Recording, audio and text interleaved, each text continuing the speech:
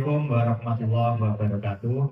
Kami dari kelompok 4 akan mempresentasikan tentang mengendalikan badai valuasi strategi manajemen risiko falas study case pada PT Indotex Global Exporter. Perkenalkan, saya Ahmad Najih, NIM 2526200069. Perkenalkan, saya Abdullah Lukman Hakim, NIM 2526200053. Perkenalkan, nama saya Aminatul Musyfiqah dengan NIM 2526200062. Saya Safiera Amalia Putri dengan NIM 2526200066. Saya Cindy Ferdiani dengan NIM 2526200060. Saya Muzaidatul Fitriah dengan NIM 2526200058. Saya Lucy Setiani dengan NIM 2526200080. Saya Firman Alaska dengan NIM 2526200056. Selamat sore rekan-rekan semua. Pada kali ini kita akan membahas tentang studi kasus yang dimana tentang manajemen strategi keuangan dan fluktuatif, resiko keuangan dan strategi lindung nilai atau financial hedging. Dalam ekosistem bisnis lintas batas, pergerakan nilai tukar mata uang asing itu sangat fluktuatif, seringkali menjadi pembunuhan margin keuntungan yang paling senyap bagi para pembisnis, khususnya pembisnis internasional. Dengan banyaknya eksportir terjebak dalam kondisi di mana volume penjualan mereka itu luar biasa tinggi, namun mereka justru menderita kerugian bersih saat uang tersebut dikonversi menjadi mata uang rupiah. Fenomena yang kita kenal sebagai transaction exposure.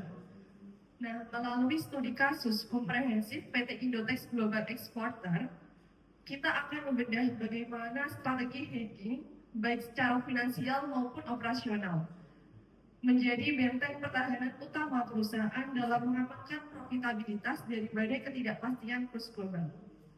Next. Profil PT Indotex dan sensitivitas kurs dapat kita lihat. PT ini adalah PT produsen pakaian olahraga casual dengan skala menengah yang berada di kota Solo. Meskipun operasional produksinya berada di jantung Pulau Jawa, keberlangsungan bisnis mereka sangat bergantung pada tiga mata uang, yaitu mata uang euro, kemudian mata uang rupiah, dan mata uang USD dolar. Dalam sisi pengeluaran, menggunakan mata uang dolar, Indotex memiliki ketergantungan impor yang tinggi. Mereka harus mendatangkan bahan baku khusus seperti resleting premium, serat nilon elastis, dan pewarna ramah lingkungan dari Osaka, di mana pembayaran wajib dilakukan dalam US dollar. Sedangkan sisi pendapatannya yaitu menggunakan euro. Pasar utama mereka adalah jaringan butik eksklusif di Prancis dan Spanyol. Seluruh kontrak penjualan ekspor mereka ditagih dalam mata uang euro dengan termin pembayaran 3 hingga 6 bulan. Dan biaya domestiknya yaitu beban operasional pabrik di Solo, mulai dari upah tenaga kerja hingga pencatatan akuntansi internal menggunakan rupiah.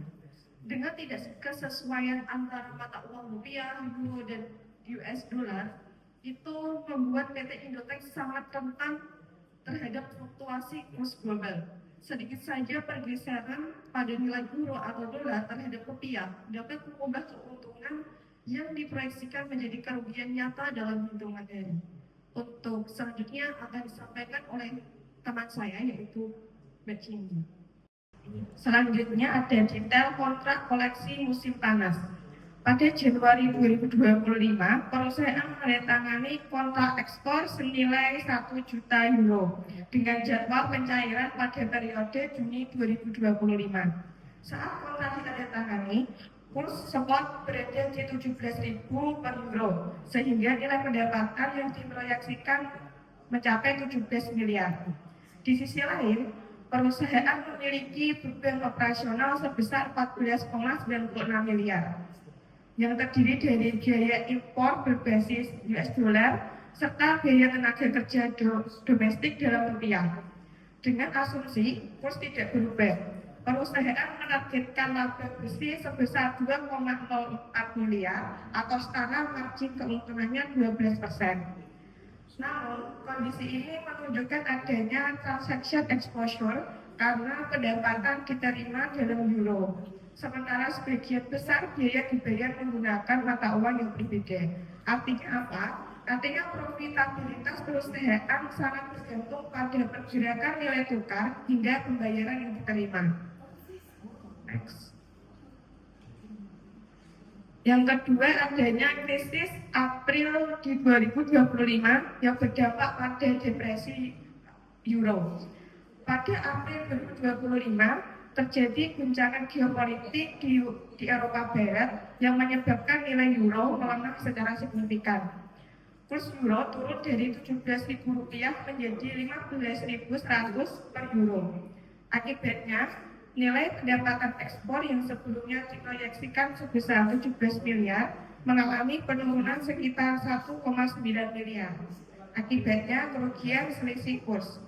Sementara itu, beban operasional perusahaan tetap berada di 14,96 miliar karena sebagian besar biaya sudah bersifat tetap.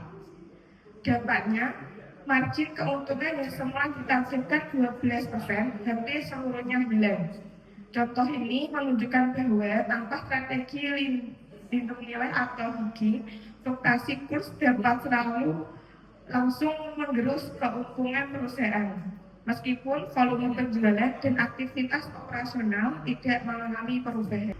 Selanjutnya kita akan membahas solusi finansial, yaitu mengamankan arus kas dengan derivatif. Pada slide ini kita membahas dua instrumen lindung nilai atau financial hedging yang digunakan perusahaan untuk mengurangi risiko fluktuasi nilai tukar. Instrumen pertama ada forward contract atau kontrak serah. Forward contract merupakan perjanjian antara perusahaan dengan bank untuk menukar mata uang yang telah disepakati. Keunggulan utamanya yaitu perusahaan memperoleh kepastian kurs sehingga arus kas menjadi lebih pasti. Namun kelemahannya adalah apabila kurs pasar bergerak lebih menguntungkan, perusahaan tetap harus menggunakan kurs yang telah dikunci, sehingga kehilangan kesempatan untuk memperoleh keuntungan. Instrumen kedua ada currency option, khususnya put option. Berbeda dengan forward, opsi memberikan hak tetapi bukan kewajiban kepada perusahaan untuk menjual mata uang asing pada kurs tertentu. Karena sifatnya seperti asuransi, perusahaan harus membayar premi lebih awal. Keuntungannya adalah apabila kurs benar-benar turun, perusahaan dapat menggunakan hak tersebut untuk mengurangi kerugiannya. Sebaliknya, jika kurs naik, perusahaan dapat mengabaikan opsi dan menjual menggunakan kurs pasar, sehingga tetap memperoleh keuntungan dari kenaikan nilai tukar. Jadi secara sederhana dapat dikatakan bahwa forward contract memberikan kepastian, sedangkan currency option memberikan perlindungan sekaligus fleksibilitas. Selanjutnya eksekusi strategi lindung nilai Indotex. Dapat kita lihat pada kedua instrumen bagaimana diterapkan pada PT Indotex. Di gambar sebelah kiri ada forward contract, yaitu untuk kebutuhan impor bahan baku dari Jepang yang dibayar dalam mata uang USD. Kurs dikunci pada harga 15.500 per USD. Tujuannya menjamin biaya bahan baku impor dari Jepang tidak membengkak di tengah ketidakpastian. Pada slide sebelah kanan, pembelian currency put option dalam bentuk euro, yaitu membeli opsi jual untuk melindungi nilai kontrak sebesar 1 juta euro. Strike price-nya 16.800 per euro, 16.800 rupiah per euro. Strategi ini memberikan perlindungan apabila nilai euro turun di bawah 16.800.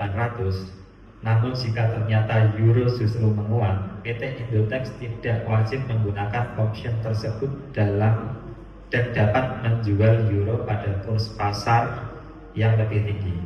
Dengan demikian, perusahaan tetap dapat menikmati potensi keuntungan dari penguatan euro. Dari kasus ini kita dapat melihat bahwa PT Indotex tidak hanya berfokus mengurangi risiko, tetapi juga memilih instrumen yang sesuai dengan karakter transaksi. Forward kontrak digunakan untuk mengendalikan biaya impor yang harus pasti, sedangkan put option digunakan agar pendapatan ekspor tetap terlindungi, namun masih memiliki peluang untuk memperoleh keuntungan apabila kondisi pasar membaik. Setelah memahami instrumen dan strategi yang digunakan oleh PT Indotex, selanjutnya akan dibahas bagaimana hasil perhitungan pada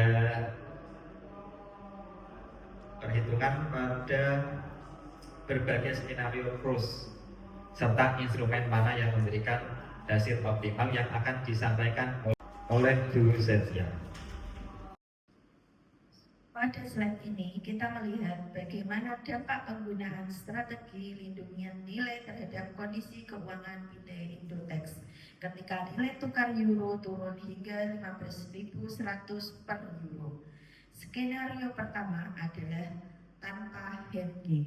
Nilai kontrak ekspor yang semula diperkirakan sekitar 17 miliar turun menjadi 15,1 miliar. Dengan biaya operasional sebesar 14 miliar 960 juta rupiah. Perusahaan hampir habis, artinya perusahaan sangat rentan terhadap fluktuasi kurs. Skenario kedua menggunakan put option karena kurs pasar turun di bawah strike price 16.800, perusahaan akan mengeksekusi opsi tersebut. Memang ada biaya premi sebesar 340 juta yang harus dibayar, tetapi perusahaan tetap memperoleh penerimaan yang tidak lebih tinggi. Dengan demikian, sebagian besar margin keuntungan berhasil dipertahankan. Skenario ketiga menggunakan forward contract. Pada strategi ini, perusahaan sudah mengunci kurs di 16.800 rupiah sejak awal, sehingga berapapun kurs pasar pada saat pembayaran tidak lagi mengalami penurunan. Keuntungannya adalah perusahaan memperoleh kepastian arus kas dan dapat menyusun anggaran dengan lebih kuat. Dari ketiga skenario tersebut dapat disimpulkan bahwa tidak melakukan hedging merupakan pilihan paling berisiko, sedangkan put option dan forward contract sama-sama mampu melindungi perusahaan dari kerugian akibat pelemahan euro. Terima kasih. Selanjutnya akan disampaikan rekan saya. Selanjutnya ada kalkulasi penyelamatan skenario B option versus skenario C forward. Setelah melihat dampak depresiasi euro terhadap laba perusahaan, kita akan membandingkan dua strategi hedging, yaitu put option dan forward contract. Dengan asumsi pada Juni 2025, kurs euro benar-benar turun ke 15.000 rupiah per euro. Pada skenario B, perusahaan menggunakan put option dengan strike price 16.800 rupiah per euro. Karena kurs pasar berada di bawah strike price, perusahaan menggunakan hak opsinya sehingga pendapatan tetap dapat dikonversi sebesar 16,8 miliar rupiah. Namun, perusahaan harus membayar biaya premi sebesar 340 juta rupiah setelah dikurangi biaya operasional sebesar 14,9 miliar rupiah. Laba bersih yang akan diperoleh adalah sekitar 1,5 miliar rupiah. Sementara itu, pada skenario C, perusahaan menggunakan forward contract dengan kurs yang telah dikunci di 16.800 rupiah per euro. Pendapatan yang diterima juga sebesar 16,8 miliar rupiah, tetapi tidak ada biaya premi yang harus dibayarkan. Setelah dikurangi biaya operasional, laba bersih perusahaan menjadi 1,84 miliar rupiah. Dari perbandingan ini dapat disimpulkan bahwa dalam kondisi euro mengalami penurunan tajam, forward contract memberikan hasil yang lebih menguntungkan karena mampu mengunci nilai tukar tanpa biaya premi. Sebaliknya, put option tetap memberikan perlindungan terhadap risiko penurunan kurs, tetapi keuntungan akhirnya lebih rendah karena adanya biaya premi yang harus dibayar. Oleh karena itu, untuk skenario ketika perusahaan mengutamakan kepastian nilai tukar dan biaya yang lebih efisien, forward contract menjadi pilihan yang lebih optimal. Selanjutnya akan disampaikan oleh rekan saya. Baik, saya akan menyampaikan tentang analisis fleksibilitas jika euro menguat. Pada slide ini menunjukkan bahwa analisis fleksibilitas antara penggunaan forward contract dan put option ketika terjadi perubahan nilai tukar yang tidak terduga, yaitu saat euro menguat tajam hingga mencapai Rp18.000 per euro. Pada kondisi ini, eksportir yang menggunakan forward contract tetap wajib menjual euro pada kurs yang telah dikunci sebelumnya, yaitu Rp16.800, sehingga laba yang diperoleh tetap sebesar 1,84 miliar. Meskipun strategi ini memberikan kepastian pendapatan dan melindungi dari resiko pelemahan euro, eksportir kehilangan kesempatan memperoleh keuntungan tambahan sekitar 1,2 miliar karena tidak dapat menikmati kenaikan kurs di pasar. Sebaliknya, eksportir yang menggunakan put option memiliki fleksibilitas yang lebih tinggi. Ketika kurs pasar naik menjadi Rp18.000, eksportir dapat mengabaikan hak opsi dan menjual euro langsung di pasar swap. Setelah dikurangi biaya premi sebesar 340 juta, laba bersih yang diperoleh meningkat menjadi sekitar 2,7 miliar. Hal ini menunjukkan bahwa put option tidak hanya memberikan perlindungan terhadap risiko penurunan nilai tukar, tetapi juga memungkinkan eksportir tetap memperoleh keuntungan maksimal ketika pasar bergerak menguntungkan. Jadi, inti dari slide ini adalah bahwa forward contract memberikan kepastian, sedangkan put option memberikan fleksibilitas. Jika kondisi pasar ternyata menguntungkan, put option memungkinkan perusahaan memperoleh keuntungan yang lebih besar, sementara forward contract membuat perusahaan tidak bisa menikmati kenaikan tersebut. Terima kasih. Selanjutnya akan disampaikan oleh rekan saya. Fondasi jangka panjang untuk melindungi nilai operasional. Karena keterbatasan derivatif, maka instrumen perbankan mahal dan hanya berjangka pendek, PT Indotech membutuhkan pertahanan alami. Solusinya yang pertama yaitu local sourcing, substitusi impor. Mekanismenya, PT Indotech dapat secara bertahap mengalihkan bahan baku pembantu ke sumber daya lokal, seperti kawasan industri tekstil dalam negeri di Jawa Tengah dan Jawa Barat. Nah, ini untuk mengalihkan ketergantungan pada negara Jepang yang mewajibkan membayar dengan bentuk USD. Dampaknya, biaya operasional beralih ke rupiah, menyelaraskan sisi pengeluaran dengan basis operasional lokal yang berada di Solo. Solusi kedua, currency invoicing diversification. Mekanismenya yaitu menyusun kontrak jangka panjang dengan klausul penyesuaian harga indeksasi atau beralih ke mata uang stabil lainnya.